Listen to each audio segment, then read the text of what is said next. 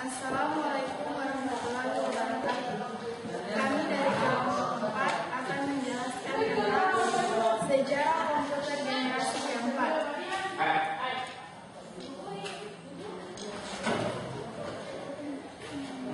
Setelah muncul IC, tujuan perkembangan komputer menjadi lebih jelas, yaitu mewujudkan dan komponen komputer elektronik, fleksibel, atau ISP dapat membuat komponen dalam chip.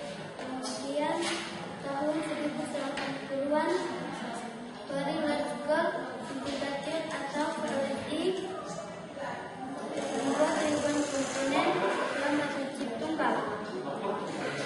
VLSI atau juga disebut dengan Ultra Large Integration mampu meningkatkan jumlah tersebut menjadi jutaan.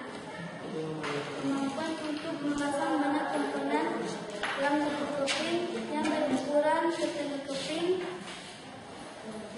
dengan kebutuhan program mendorong turunnya harga dan ukuran komputer. Hal itu ternyata juga mampu meningkatkan daya kerja, efisiensi, dan kehandalan komputer. Chip Intel 44 yang telah dibuat pada tahun 1971 membawa dampak kemajuan terhadap IC dengan meletakkan sejumlah komponen dari sebuah komponen komputer, yaitu central processing unit, memori, dan kendali input atau output dalam sebuah chip yang kecil.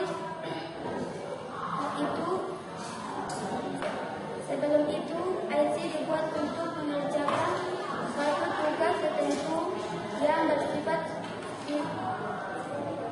spesifik, dan sekarang sebuah mikroprosesor dapat diciptakan dan kemudian dibuat untuk memenuhi semua kebutuhan yang diinginkan.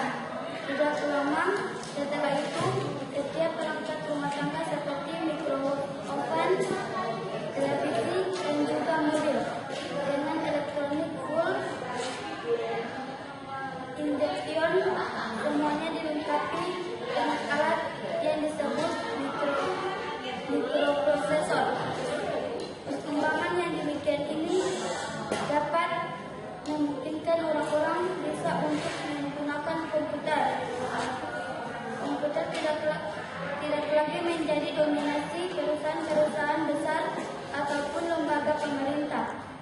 Kemudian pada pertengahan tahun 1970-an, perakitan komputer menawarkan hasil ciptaan komputer ke masyarakat umum.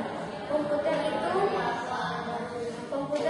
itu yang disebut dengan mini komputer itu dijual dengan paket perangkat lunak atau software yang mudah untuk digunakan oleh kalangan awam.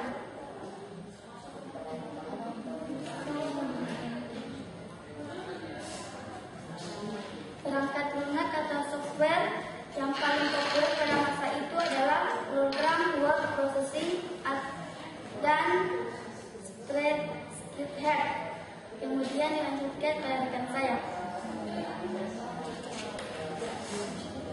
Kemudian pada tahun 1981, IBM mencoba mengenalkan pengguna mesin komputer yang disebut dengan personal komputer atau PC untuk penggunaan di rumah, kantor, dan sekolah. Pada tahun 1981, penggunaan personal komputer hanya 2 juta unit. Kemudian pada tahun 1981, melonjak naik menjadi 5,5 juta unit. Lalu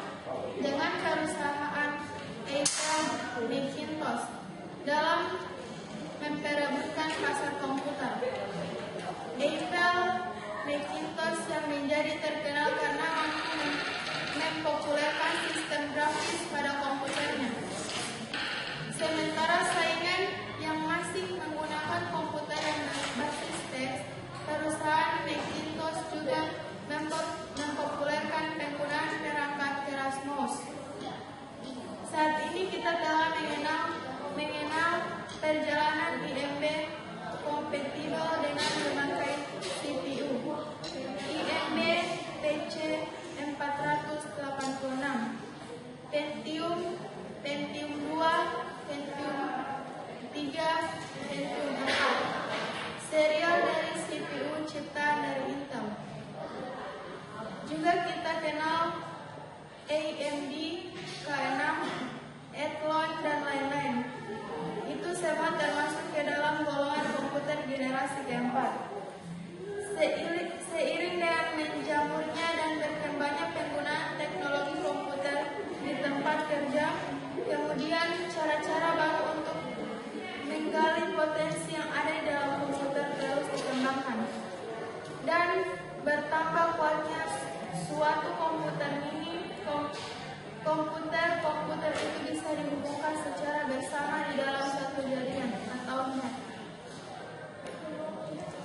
Untuk saling berbagi memori, perangkat lunak, informasi, dan juga untuk saling berkomunikasi satu dengan yang lainnya dalam satu waktu.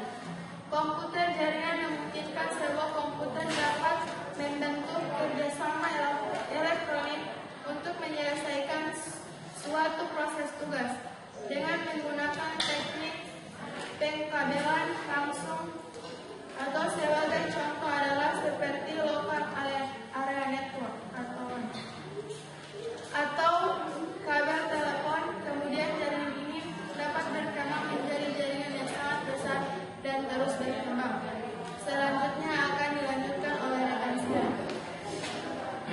Setelah isi muncul tujuan perkembangan komputer menjadi lebih jelas, yaitu menciptakan ukuran sirkuit dan komponen-komponen elektronik. Large Scale Integration atau LSI dapat memuat ratusan komponen dalam satu chip. Kemudian tahun 1980-an, Very Large Scale Integration atau VLSI memuat ribuan komponen dalam satu chip tunggal. ULSI atau yang disebut dengan Ultra Large Scale Integration mampu meningkatkan jumlah tersebut menjadi jutaan. Kemampuan untuk memasang banyak komponen dalam satu keping yang berukuran setengah keping lubang-lubang mendorong turunnya harga dan ukuran komputer. Hal ini ternyata juga mampu meningkatkan daya kerja, efisiensi, dan keandalan komputer.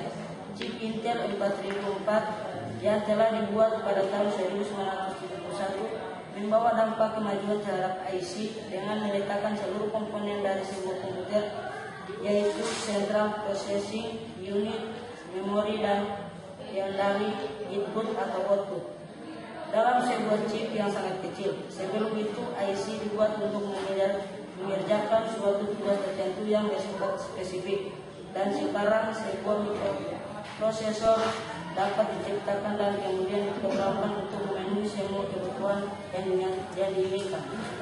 Tidak lama setelah itu akan dilanjutkan oleh teman saya. Setiap perangkat rumah tangga seperti microwave oven, televisi, dan juga mobil dengan elektronik full injection semuanya dilengkapi dengan alat yang disebut mikroprosesor. Perkembangan yang demikian ini dapat memungkinkan orang-orang biasa untuk menggunakan komputer. Komputer tidak lagi menjadi dominasi perusahaan-perusahaan besar ataupun lembaga pemerintah. Kemudian pada pertengahan tahun 1970-an, perakitan komputer menawarkan hasil ciptaan komputer mereka ke masyarakat umum. Komputer-komputer itu yang disebut dengan mini komputer. Mini komputer itu dijual dengan paket perangkat lunak atau software yang mudah untuk digunakan oleh kalangan awam. Perangkat lunak atau software yang paling populer pada masa itu adalah program word processing dan spreadsheet. Komputer generasi keempat mempunyai ciri-ciri sebagai berikut. Yang pertama, menggunakan large scale integration dalam kurung LSI. Yang kedua, LSI kemudian dikembangkan FLSI dalam kurung Very Large Scale Integration, dan ULSI dalam kurung Ultra Large Scale. Yang ketiga, dikembangkan komputer mikro yang menggunakan mikroprosesor dan semikonduktor yang berbentuk chip untuk memori komputer. Yang keempat, kecepatan proses jauh lebih cepat dibanding komputer sebelumnya. Yang kelima, hemat listrik. Komputer generasi keempat diantaranya adalah IBM 370, yang kedua Apple II, yang ketiga IBM PC-XT, IBM PC-AT, IBM PS-2, IBM PC-386, IBM PC-486, yang terakhir IBM Pentium 2. Ya, itulah penjelasan dari kelompok kami tentang generasi komputer keempat. Saya sebagai ketua kelompok Nurwati Babai, rekan saya Krisdayanti Manyo, Muhammad Fikrianto Lasimpala, dan Rivaldo Pembalang. Wassalamualaikum warahmatullahi wabarakatuh.